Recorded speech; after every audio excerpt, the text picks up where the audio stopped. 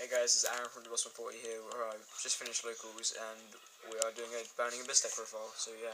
Okay, so this deck's still pretty strong. It counters, I don't want to say too much Necros, but it's got a decent matchup against them because of the trap cards you can play and also the access to Dark Lord, which I'm going to explain. Can you speak up a bit as well? Okay, yeah, cheers. Okay, so start with the deck. So free Rubik. We're at the train station. Yeah, so the main reason you play this is for Virgil, but also it's another name. But the access to Virgil is pretty strong against Necros because you can get away the Trish, so they can't cycle it. So, but it's pretty good for that. But other than that, Virgil is a great card, and this is a great card also. So free Skarm, just so you can add Tour Guide or any other Burn the Abyss monster that can help you. So it's just a searcher of the deck. Free Seer. It reborns card, so that's pretty good. And free Tour Guide gives you access to any Burn the Abyss monster, so you want to play it. It's pretty strong. Yeah, and free Graph searches the deck to summon any Burn the Abyss monster you want. Too far. I don't run free because it can make your opening hands a bit cloggy if you draw multiples, or just I think 2 is good enough. So if you want to foolish it, you can. And you have access to it whenever you want because of Graph, Skarm, and Tour Guide. So you only run 2, well, in my opinion. 2 limit because it's a good card, and under stuff like, say if your Tour Guide gets Breakthrough skilled and then they're leaving you with it, then you can normal summon this and special summon another BA monster from hand and like go with this guy. So that's pretty good. That's cool. And then 1 Alec because you can do combos like the mech-equipped Engineer one where you can stop Trish's effect, which I'll explain later. So yeah, that's the monster lineup. I didn't play BLS because I want to make field advantage as quick as I can, and if I open BLS then it's not as good. And with like the massive amounts of back row stuff, it's not as good. Anything you change from the monster lineup? Not at the moment. I think it's pretty solid at the moment, so yeah, I keep it as it is. So spells, 3 Upstart Goblin, because 37 card decks are better. So then, and if you hold this back first turn, and then all you have is 2 Burn the Abyss monsters, and then like a handful of monsters, then you go Dante, then you mill a bit, then your chances of drawing into a trap or something that can help you against Necro's matchup is a lot higher than it would be with just this card. And if you replace this card with another card in the deck in your open hand, so this card's good. And then free Mask Change, second, so it's good because it gives you access to Dark Lore, but you want to open it really, because otherwise if you're drawn in a late game situation you don't have the field advantage you need, or field presence, to go off of it, and it can make you lose, but so you run free so you can obviously draw into it as quick as you can. So you don't really, it's just so you have the higher chance to open it? Yeah, so that's the point of it really, and so yeah, run that. And then to Econ, this card's the best card in the mirror because you can steal their Dantes and go into Dana Magician, which is really strong, and against stuff like Necros, when they have a Trisha on board that necessarily you can't get over with Dante, you can tribute, take Trish, and you can go off from there with something like a Tour Guide, which is pretty good. Same reason for Snatch Steal, it's good in the mirror, also against like Necros as well, so yeah, you're on that. And then like the other one-off spells are on Book of Moon and Foolish Burial. Again, in the mirror, this is one of the best cards because obviously if you set a Burn the Abyss monster, the other ones die, so that's really good. And Foolish is a card so you can get off any Burn the Abyss monster's effect. So it's kind of as good as Tour Guide on your first turn because obviously you can send Graph, and then if you have another Burn the Abyss monster in hand, you can go into this guy. So do you get BA effects off the pitch for Mask Change too? Yeah. That's cool. So obviously that's good. But again, if you draw it in late game, you put yourself in a losing more of a losing position than you already were. So yeah. So trap lineup, free Fire Lake. This card's really good. It's seen a decline in play because people aren't playing as many as many trap cards really, but against stuff like Necros or Klee, you can break the scales and break the back row and just against anything really. It's a field clear, and then you get advantage of the cards you get rid of.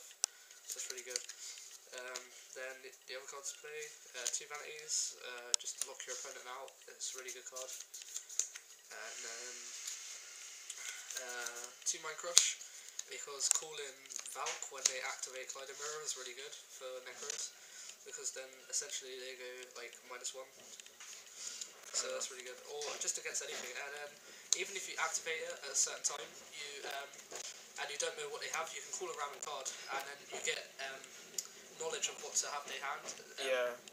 As to what they have in hand. Helps you play around stuff like that. So you don't play into bad cards like Mirror Force and stuff like that. So this is really good. And you don't really mind discarding because obviously the BA monsters get their effects. Yeah. It's a bit like Dark Lords really with them, so that's one of the reasons why they played it. And Wing Blast because it sets your opponent back a turn, which is really cool. Show you something for extra deck first. Alright, I guess extra deck's fine. Okay, so extra deck, I have 2 Dante at the moment, but my friend's borrowing one, so yeah, so 3 Dante, standard. You would run 4 if you could, but it's like the best card in the deck. It's probably one of the best rank 3s ever made, so yeah, it's what made the deck really. 2 Virgil, because with you could have played 1 like a format ago, but with Necros being a deck, if this gets banished, you really want access to the second, so you have to really run 2 now. 2 downloads. I might bump this up to 3 and take something out in the extra deck, because obviously like BA is still a relevant deck. But this card's really good as well. So because then if they Brio, you still get your Dante's effect, which is excellent. So yeah, so 2 download, and also does piercing damage, which is really good. 1 Giga Brilliant. This is basically specifically for the BA mirror, because if you make your Dante's 2/8, they can like go over theirs, because obviously they've only got 2/5 defense. So you're putting yourself in a winner's position against the BA mirror. So yeah, and then this can just sometimes be better than Acid Golem if you have like say 3 monsters on board. So like Dante's and stuff, because then you can still special summon, but they all get a 300 attack boost, which is really strong. This is just like a filler, but a diamond, because if you snatch steal or econ like a Stellar Knight player's monster, then you can overlay into this, which is really strong. And like Yosunju and stuff, it won me a game where I econned so they could overlay into diamond in the end phase, which planners do. Then I snatched steal next turn and overlaid into this, but I lost in the game. So yeah, the other rank 3 monsters you play are Mechoic Engineer with a combo with the Effect Negator, Alec. So they activate the mirror, you chain into response to the mirror, then when they summon Trish, you can negate their effects with Alec, so they can't banish. Strong. Which is really good. Nightmare Shard because it wins games, and then Zen Mains for like stuff, like just like floodgates really, like what is that? Shadow Prisoner. I don't know. And if you're going against Klee, you can destroy one of their scales in the end phase, which is really good. And the other monster you play obviously 2 Dark Lord for Do you not find it awkward playing 3 Mass Change and 2 Dark Lord? No, because as I said, you want to draw into it as quickly as you can, and like you're most likely going to mill 1 anyway, or and if you do draw into late game anyway, and you have 1 set, it's still a good card because then you can discard it, whatever. So there's a lot of outs, but you really want to play free to get access to this, because against like Klee, even Heroes and stuff like that, it's just the best cards really. And Necros, yeah, so it's the best card against Necros. For side deck, it's really subpar, but I really do like some of the choices. So 3 Vanity's Feed for Shadows, Necros and stuff like that. 1 Jinzo for Klee, because one of the only cards that can go over it is a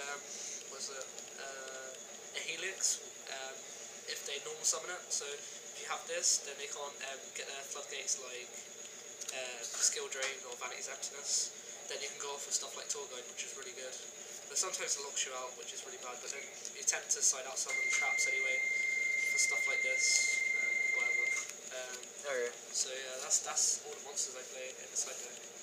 One bottomless and lethal, 2 breakthrough skill for like Stellar Knights and Necros, because this versus Valk, Brio and Trish is really really good, especially in your turn when you want to do this to a Valk.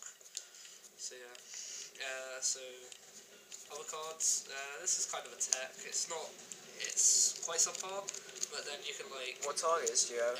Download Magician. Oh, yeah. So you can like tribute their Download Magician if you want, if you're against the mirror, then call traps, so you can just go off. But you tend to slide out Fire Lake anyway, but in the mirror, but this against like Necros or Klee and stuff like that is just really good. I know you can banish mirrors from grave to add to hand, but they're still a losing situation because the cards they did have in hand, like if you activate this at a certain time, is really really good. 2 Mirror Force for Necros again, and just random stuff that can OTK like Shadows. This is really good against. 2 Dark Hole for an out to the Djinn Lock, which is really really harsh on you if you do get under it. And 3 Magic Drain. This is like my really good side deck choice, because if this resolves, they don't get the summon in Necros, but if it doesn't resolve, they still go -1 because they have to discard a spell. And the stuff against like Cleefort, the only other spells they really run are like Upstart Goblins and Sacrifices, so if they don't resolve the Scout, if they do resolve the Scout, they're going to be discarding stuff like Sacrifices and MSTs, which they really need for the Fire Link, and Sacrifice is just an overall good card that they, but then it just puts them back a step really. So it's like, but this is a really good card. Thanks for the deck profile. Sorry for the crappy train audio in the middle, but it was really good. Thanks.